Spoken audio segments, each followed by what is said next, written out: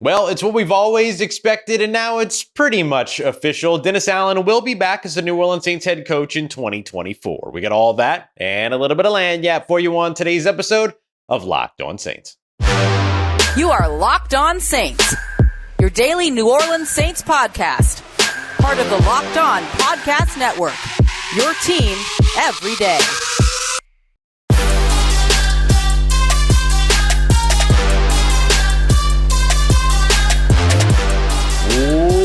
What is good, Who Dat Nation and Who Dat family? Welcome into another episode of Locked On Saints, your daily podcast covering your favorite team, the New Orleans Saints, part of the Locked On Podcast Network, your team every day. As always, I'm your host, Ross Jackson, credentialed media member covering your New Orleans Saints as a senior writer and reporter over at Saints News Network. And on today's episode of Locked On Saints, we're going to be taking a look at Khai Harley, the New Orleans Saints cap guru, getting some GM interest from across the division with the Carolina Panthers, what that could mean for the New Orleans Saints. Jon Gruden and the New Orleans Saints reportedly have some mutual interest in adding him to the staff. What could that look like? And what does that mean for the New Orleans Saints? Maybe an even bigger question there. We're going to kick it all off with the big news that we got today in Dennis Allen's end-of-year press conference saying that he expects to be back as the New Orleans Saints head coach in 2024, which is no surprise, really, but what are some of the things that are going to need to happen around him to ensure success in 2024 and will effectively be his last shot? Appreciate you, as always, for being an everydayer here on the Locked On Saints podcast, for making us your first listen of the day every day. Today's episode brought to you by our friends over at Prize Picks. Prize Picks is the easy and most fun way to play daily fantasy sports. Make sure you go check them out today. prizepicks.com/LockedOnNFL. And use the promo code in all lowercase Locked On NFL as well for a first deposit match up to $100. So Dennis Allen tells us today in his end of season press conference that he expects to be back as the New Orleans Saints head coach in 2024. While he hadn't at that time already met with Mickey Loomis, the expectation is that he will in the couple days or in the next couple of days. The general manager, of course, being Mickey Loomis, to kind of go over some of the adjustments, feedback, things like that need to happen going into 2024. But the expectation, as we've been saying here for weeks and weeks and weeks, is that Dennis Allen will get a third year as a New Orleans Saints head coach, second year with his quarterback in Derek Carr. So what is it that the New Orleans Saints need to get done around Dennis Allen in order to make sure that they're successful in 2024? Because let's be clear, with Dennis Allen back, there are a lot of things to adjust to fix all of these other pieces. So I want to start off right at the very top with Dennis Allen himself. And one of the things that he shared with us, actually, I'm going to go over two things that he shared with us, but one of the things that he shared with us was sort of this desire for a culture change. Now, that's always been kind of interesting to me, especially since all the way back since the PFT info came out saying that the Saints feel like they can find success by upgrading different parts of the roster and looking for that sort of culture change and all these other things, because it's so interesting to me that Dennis Allen was appointed the role of head coach because they wanted continuity and they wanted to preserve their culture. Now, all of a sudden, they're looking to change that culture. So what is it about the culture that all of a sudden doesn't work that they now need to pivot against? Or how has the culture changed, which would then mark a failure to maintain the original culture so much that they now need to go through sort of a change culturally? So it's an interesting question and one that begs sort of several different responses.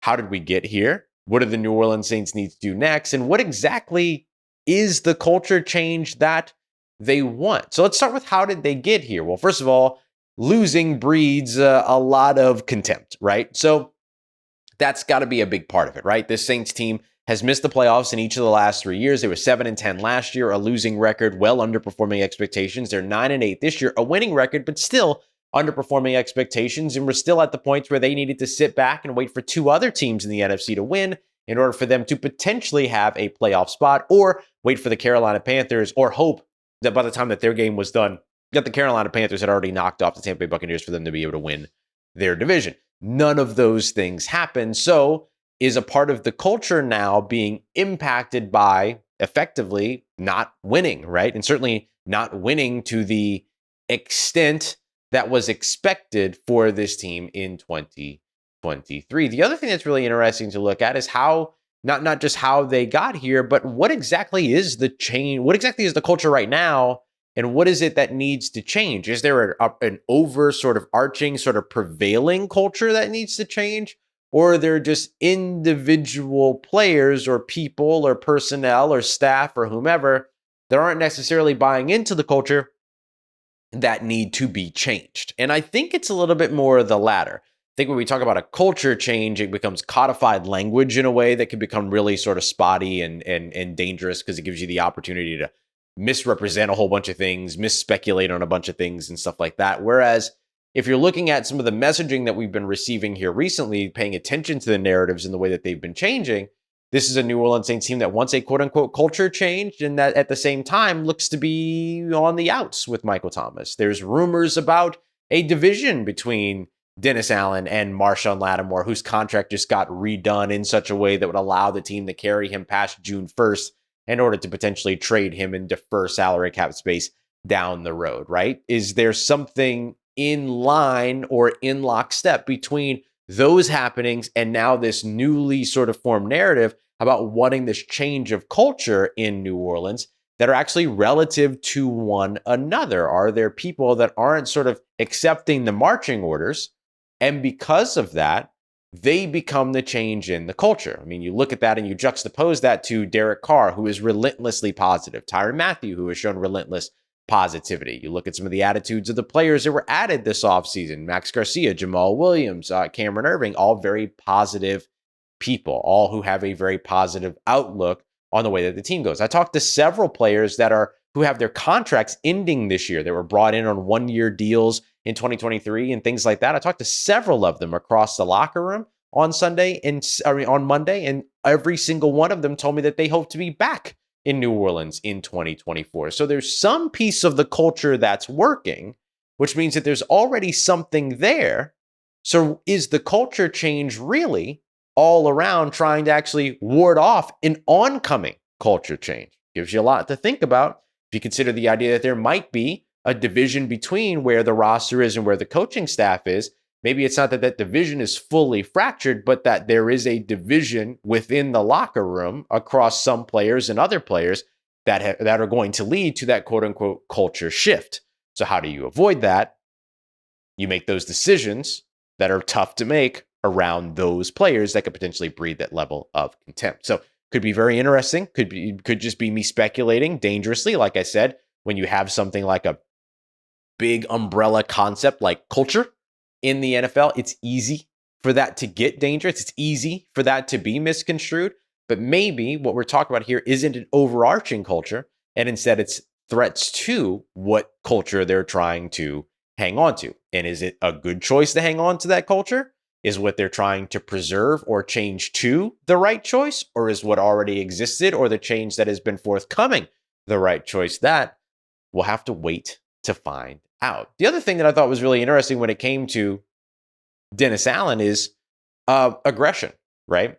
Dennis Allen was labeled as a conservative head coach going into the 2023 season, and rightfully so. You look at the opportunities that he had last year in opposing territory where he chose to punt, not going for it as aggressively on fourth downs, not going for two as aggressively as we've seen the NFL start to trend, things like that. This year, we saw a big change in that. And one of the times where he didn't make that change, he actually addressed it in his end-of-year post or press conference, where he said that against Green Bay, one of the things that he would have done differently if he could do that all over again is kick the field goal in Green Bay territory as opposed to punting in Green Bay territory that led to a long scoring drive for the Green Bay Packers and then started the entire sort of come from behind victory for Green Bay. So that's another thing that I think you'll look at for an individual perspective change or an individual tweak that you're looking for from Dennis Allen, is to continue the aggression, foot on the gas, not letting up late, things like that. Also things that he addressed, and instead finding a killer instinct and being able to stick with it. That would be a big time step forward for the New Orleans Saints, especially over on the offensive side. And speaking of the offensive side, that of course is another big place to continue to change things around Dennis Allen to try to ensure success in 2024, because the New Orleans Saints do still need to make changes on their offensive staff, whether it's at offensive coordinator, around the offensive system, on the offensive line, or all of the above. And we got a little bit of a glimpse on how the New Orleans Saints might try to do that, although I'm not sure it's really the greatest way to go about it. We're going to hit that next as we take a look at Jon Gruden and the potential for a union between he and the New Orleans Saints in 2024. We got that coming up for you as we continue on with today's episode of Locked On Saints, part of Locked On Podcast Network, your team every day. Today's episode of Locked On Saints is brought to you by our friends at FanDuel, America's #1 sportsbook. With the NFL draft already right around the corner, there's already odds up when it comes to the NFL draft as well. #1 overall selection, your top 3 candidates: quarterback out of USC and Caleb Williams, quarterback out of University of North Carolina, Drake May, and Ohio State wide receiver Marvin Harrison Jr. Caleb Williams, the easy favorite at minus 650. And right now, if you are a first-time user of FanDuel, here's a great way to easily win $150 right off the bat, because you're going to get $150 in bonus bets by simply placing, guaranteed, a $5 bet. That's it. $150 in bonus bets, win or lose. You could try it on that Caleb Williams one, and you might end up winning some money in that favorite anyway, along with your $150 in bonus bets. So go check them out today over at FanDuel.com/LockedOn to get started. FanDuel, official partner of the NFL. All right, family, continuing on with today's episode of Locked On Saints. The New Orleans Saints and former Raiders head coach Jon Gruden apparently have mutual interest as an addition to the offensive staff, and we're here to discuss whether or not that is a good decision or a bad decision by the New Orleans Saints and how they could most effectively go about it if this is the route that they choose. I appreciate you very much for being an everydayer here on the Locked On Saints podcast. Don't forget to go and check out that Locked On Sports Today 24/7 national sports stream on YouTube, the first of its kind on YouTube. So go and subscribe to Locked On Sports today and be a part of history. Listen, I've been very vocal about my thoughts when it comes to Jon Gruden potentially landing a spot with this New Orleans Saints staff. He was seen as a non-paid observer with the New Orleans Saints earlier on in the offseason, visited with the team while the team was in Tampa just a couple of weeks ago, according to reports, including Jeff Duncan over at NOLA.com, Mike Triplett over at NewOrleans.football. And now we've kind of gotten to the point where the New Orleans Saints are getting into the offseason evaluation process. And so a lot of lines are being drawn, and sources are saying that the Saints and Jon Gruden have mutual interest on adding him to the staff. Now, I want to be clear. This would mean bringing him in as an additional member of the staff as opposed to replacing someone on staff, which would mean that it doesn't mean that Bray would bring him in as offensive coordinator, like a lot of people have assumed over the course of this time. You might remember I was visiting with the homies over at the Saints Twitter block party or Saints block party and podcast before the season started, and we talked about this very possibility that the Saints would bring Jon Gruden on after the 2023 season, going into 2024. Despite the fact that he's like suing the NFL and all these other things, just to draw the parallel, Brian Flores, the defensive coordinator over in Minnesota, was actively suing the NFL when he got his gig. But his gig was a linebacker coach position for the Pittsburgh Steelers and then had to move up to defensive coordinator. So for the Jon Gruden version of this, it's like an offensive assistant, senior offensive assistant, and then eventually offensive coordinator kind of down the road. It's kind of reminiscent of what the New Orleans Saints did with Derek Carr back in Dennis Allen back in 2015, isn't it? Rob Ryan, the defensive coordinator, struggled historically in 2014. The Saints brought in Dennis Allen in 2015 as a senior defensive assistant, and then 10 months later replaced Rob Ryan with Dennis Allen. Could we see the New Orleans Saints go the same route with Jon Gruden? Now, we just had this whole conversation around culture. And of course, now we're having a conversation around Jon Gruden, who resigned from the Las Vegas Raiders after emails outed him when he was sending out he was sending out racist and homophobic incentives just say utilizing that type of messaging and misogynistic messaging in emails. Not necessarily the draw in terms of culture that I would have made a connection to, but that's just me looking at it, right? And a lot of people would agree with that sentiment. A ton of people would disagree with that sentiment. And a lot of people who agree with that sentiment have been agreeing with that sentiment for decades, far before you listen to me. And a lot of people who disagree with that sentiment have made their minds up decades ago before ever listening to me as well. It's usually sort of a more intrinsic moral compass that people either follow or don't follow, or some people's moral compass is different than others and things like that. So I'm just giving you my opinion. But here's the thing, my opinion, it doesn't matter. If this is what the New Orleans Saints want to do, this is what the New Orleans Saints are going to do. And make no mistake about it, everybody's favorite NFL team will take on a little bit of a PR storm, will take on a little bit of questioning and things like that about these types of things if they believe that that's going to help their team win football games. Every and any NFL organization will do it. See Deshaun Watson. It doesn't matter. It doesn't matter that this has been in his past and all these other things. If this is what an NFL team believes is going to help them win games, that's going to be paramount to all. So how do the New Orleans Saints go about this if they do decide to bring on Jon Gruden and face a little bit of scrutiny on the way that will probably fade away with the next news cycle within a week or two? Especially if the Saints start to win games, then it fades away very quickly, right? How do the Saints go about it most effectively? Do you keep Pete Carmichael, try to sell people on Pete Carmichael with Jon Gruden as a senior offensive advisor to help him out? Can you do that? I think you'd have a little bit of trouble doing that, right? I think that's fair to say. It's going to be tough to convince people to buy into this organization again with the struggle that you've seen on the offensive side with Pete Carmichael. And yes, it got better over the course of the past 6 games of the season. I'll say the past couple of weeks of the season, or a few weeks. Let me be more fair than that. A few weeks of the season. But I attribute a lot of that more to Derek Carr and the play on the field than the actual offensive system, because we saw a lot of the same hiccups, the same mistakes all throughout the year when it came from the play calling perspective, tendencies, and things like that. Things did get better toward the end of the season, though, so I tip my cap to that. But I think it's going to take a lot more than just 5 games to erase the other, 34, so 29 other games that we've seen from this offensive system over the course of the past 2 seasons. I think that's fair to say. So what route do you go? Maybe this is the setup for Ronald Curry. Now, this could get a little tricky, depending upon how people feel about those emails in Jon Gruden's past. But this could be the setup for Ronald Curry to step into an offensive coordinator role, a play calling role, and have the support of a Jon Gruden from a football perspective, helping to devise on the offensive side. Now, it's going to be a little bit tough having a first-time play caller working with a former head coach. That dynamic's a little tricky, right? There's no doubt about that.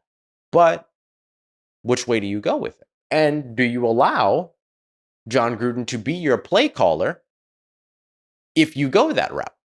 Or even if you go the keeping Pete Carmichael route, Pete Carmichael is the offensive coordinator, helps to install the offense, architect the offense, all this other stuff with the help of Jon Gruden. But Jon Gruden is the game day play caller. We've seen similar setups to that around the NFL where passing game coordinators are play callers or head coaches are play callers, where the offensive coordinator isn't necessarily the play caller, but is the play architect, the play designer, and the offensive installer. So there are some ways that the New Orleans Saints can do what it is that they love oh so much, which is maintain their continuity, which I think at this point, it's time to let that go, right?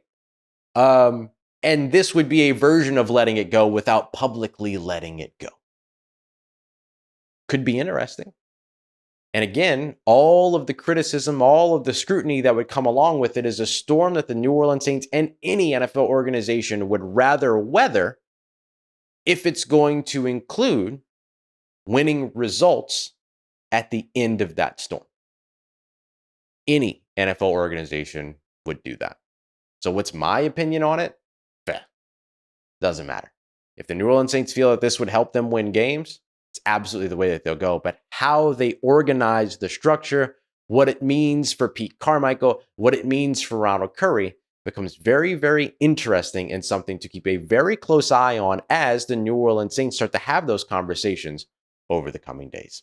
Coming up next, let's take a look at Khai Harley, the New Orleans Saints cap guru, getting some love from the Carolina Panthers organization, requested interview for their open general manager spot. What does that mean for the New Orleans Saints? How can they keep them? And what happens if they lose them? We got all that coming up as we continue on and wrap up today's episode of Locked On Saints, part of Locked On Podcast Network, your team every day.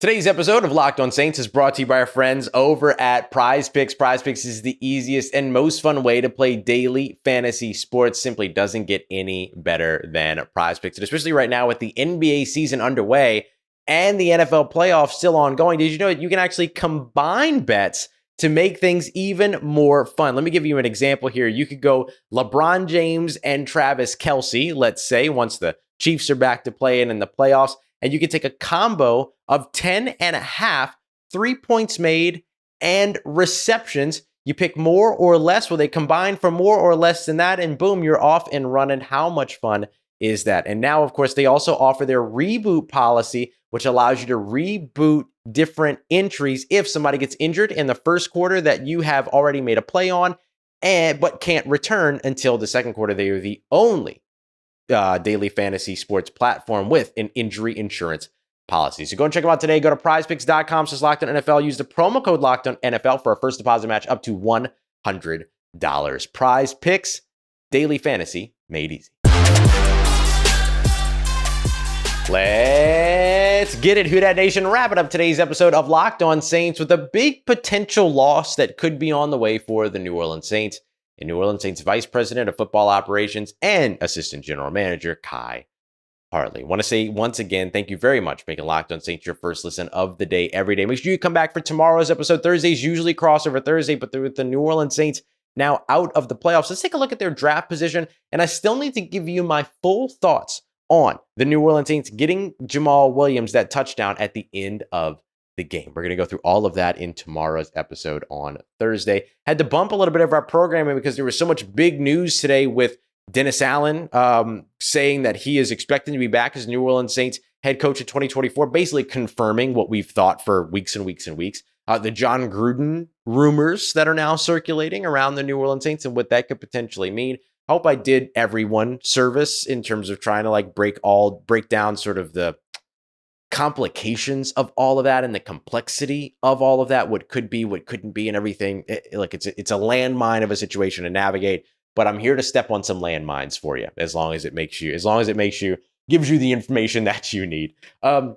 And speaking of landmines being stepped on, the New Orleans Saints have had a ticking landmine, an armed landmine for quite a while on their salary cap, and things could get really, really challenging in terms of how they continue to manage and navigate that field of landmines, that minefield, if New Orleans Saints Vice President of Football Operations and Assistant General Manager, and probably what he's most known for, cap guru, Khai Harley, ends up getting hired away. And yes, that time is finally here where it feels more like a reality than ever before. Now, Khai Harley has been in the circulation of general manager conversation for years and years and years and years. He was a guy that was effectively off the map. You could find two photos online of him if you Googled his name for a long time, and one photo was just a cropped version of the other photo, is all that it really was. Now he's taken some big steps into notoriety, doing more media availability with us, did the fantastic conversation with us and his work with autism awareness and all that. And so I think that the profile has continued to raise around him, and it's finally gotten him to the point where he's now done 2 years in a row in the NFL's front office accelerator program, and now has officially been requested to interview for the Carolina Panthers open general manager position. Now, listen, I can't think of a less tempting job than being the Carolina Panthers general manager of all of the positions that are open this offseason. Having to deal with David Tepper, having to work with blown, draft picks and blown draft, capital and everything all over the place. There's a very dark, bleak future in Carolina in the short term right now, but maybe in the long term, things can get very interesting. But you see an owner over there that has, for lack of a better term, or not lack of a better term, but, just in all honesty, really a lack of patience, I think, is a fair thing to say by looking at his NFL organization as well as his MLS or soccer or football organization, trying to make sure I'm inclusive here for everybody. And so I don't know how tempting the Carolina Panthers job is, but I will say this, any job that Khai Harley gets looked at for, he deserves. The guy deserves to be a general manager. So if that were to happen, what does that mean for the New Orleans Saints? Well, it's not the ticking time bomb that I made it out to be with the landmine and the minefield analogy and stuff like that. Come on, we're here to have fun. I'm here to entertain. But it's also not as big. Okay, I'm not going to say it's not as big a deal. Let me say it this way. The New Orleans Saints could manage the salary cap and know how to manipulate the salary cap without Khai Harley, right? Khai Harley learned all those great things, and it's not like he's been doing everything behind closed doors and in closed books. Khai Harley has been working with, Michael Parrington and Jeff Ireland and, general manager Mickey Loomis on navigating the salary cap and all those other things. Like, everybody sort of knows how this is going, and they've already planned things out to 5 years in advance of how they're going to manage their salary cap and what their dead cap allotment is and all these other things, how to add talent while holding on to that dead cap, yada, yada, yada, yada. It's not like Khai Harley goes away and all of a sudden the New Orleans Saints have no idea how to navigate the salary cap. It doesn't turn into a bomb that needs to be diffused, but then all of a sudden the one person in the room that knew how to diffuse it and that had the Clippers left with the Clippers, right? So, like, the Saints would be able to continue to manage the salary cap. Would they be okay? I don't know. But would they be able to continue to manage the salary cap? Yes. But that doesn't diminish at all the value of Khai Harley for this organization. He obviously is the guy when it comes to it. Anytime that you have to go to the other guy to do it, you're going to have a drop off, right? You go from one quarterback to another quarterback, one wide receiver to another wide receiver, one pass rusher to another pass rusher. There's going to be a difference between the guy you appointed to do it first and the guy that you turn to do it second. There will always be a drop off in terms of that. So I'm not trying to diminish what it means to lose Khai Harley, but does it mean that the New Orleans Saints completely implode from the inside? No, it will be okay. And Khai Harley, like I said, deserves the opportunity to be a general manager. Now, if the Saints wanted to keep him, actually, I'll come back to that. I'm going to come back to that part. Let me tell you this part too. If, just like what happened with Terry Fontenot a couple years ago, where he became the general manager of the Atlanta Falcons, the Saints got 2 third-round draft picks in that same offseason for that upcoming draft in the comp selection part of that round. The Saints would get the same thing if Khai Harley ends up getting a general manager job in Carolina or anywhere else as a general manager for that reason. The NFL back in 2020 created this incentive of 2 compensatory third-round picks being awarded to a team that ends up helping or cultivating and developing minority candidates for executive and head coaching positions. So it would give the New Orleans Saints a pair of third-round picks that they can utilize, when they get them. And so that could be something that helps this New Orleans Saints roster get a little bit younger, all these other things. But when you really think about it, are 2 third-round picks worth Khai Harley? That's a question that the New Orleans Saints will have to answer. My answer is no. So for me, what I'm thinking of is, how do you get creative if you're the New Orleans Saints and keep Khai Harley in the building? Now, look, he's got to still say yes to the job in Carolina. Carolina still has to want to hire him for it. This is merely a request for an interview, right? Which I believe the New Orleans Saints can actually say no to, if I remember correctly. I don't think they will do that. They don't often do that because they want their guys to go out there and get jobs and all this other stuff. And look, having a general manager that your guy trained in Atlanta, having a general manager that your guy worked with in Carolina, yeah, there's value to that, right? When you start to do trade talks and interesting things, like look at Kwesi Adofo-Mensah in Minneapolis, in Minnesota. He's had an existing relationship with several general managers within the NFC North, and they're doing draft day trades that are fair for both sides of the table. Could you get something going like that here in the NFC South? I don't know, but just something to consider. So anyway, the thing that could be really interesting, though, is what are the lengths that the New Orleans Saints would be willing to go to keep Khai Harley in New Orleans? Is there a potential promotion for Mickey Loomis that still gives him, the kind of overarching umbrella of, authority when it comes to the team, its direction, all these other things, and then promote Khai Harley up into Mickey Loomis's former position of general manager? Is that a thing that the New Orleans Saints could do? Is that a thing that they'd be willing to do to keep him? If they were, that would speak volumes of the value of Khai Harley to the New Orleans Saints. And there's no doubt that Khai Harley is of value to the New Orleans Saints. Like I said, they wouldn't implode from the inside like some will have you think, but it doesn't mean that he's not important, and it doesn't mean that he's not valuable. So it's going to be very interesting to watch this, especially if Carolina does have earnest interest in Khai Harley. And if not this season, then Khai Harley getting his, having his phone ring this year only means that it's going to ring twice, if not 3 times as much next year. So this is going to be a big one to continue to watch, not just here in 2024's offseason, but 2025 and beyond. What is the future of Khai Harley with the New Orleans Saints or without the New Orleans Saints? We'll have to watch to find out. All right, y'all, that's going to do it for today. Make sure you come back tomorrow for a fresh episode. Still here with you every single Monday through Friday on Locked On Saints, even though the season is over. Don't forget, you can also get more by becoming a Locked On Saints insider by texting Who Dat to 504-285-7473. Try it out for 14 days. Stick around if you like it. Dip if you don't. Not a big deal. Just come through, check it out. We'll be doing a bunch of stuff like college prospect film studies. I'll be sending you a bunch of rumors, keeping you up to date on what's real, what's not, all that other stuff as well. So make sure you come through for all of that. Appreciate you as always. Make it Locked On Saints your first listen of the day. For your second listen, Locked On Pels, Locked On LSU. They're already waiting for you.